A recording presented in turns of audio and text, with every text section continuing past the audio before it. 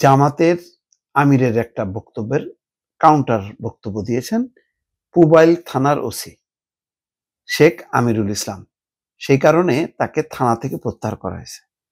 জিনিসটা হচ্ছে এই যে ফেসবুকে জামাতের আমির শফিকুর রহমানের কে উদ্ধৃত করে সংবাদ মাধ্যমে একটা তিনি মানে ফটো কার্ডে ওসি শেখ আমিরুল ইসলাম লিখছেন যে আগে গণভোট দরকার, যে স্বাধীনতা বিরোধীদের এই দেশে রাজনীতি করার অধিকার আছে কিনা, আগে গণভোট করা দরকার, যে স্বাধীনতা বিরোধীদের এই দেশে রাজনীতি করার অধিকার আছে কিনা।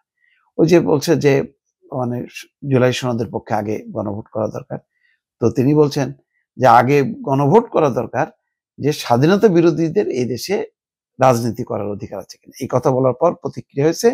প্রতিক্রিয়ার পর তাকে জেএমপির পুলিশ লাইন্সে সংযুক্ত করা হয়েছে। দর্শক।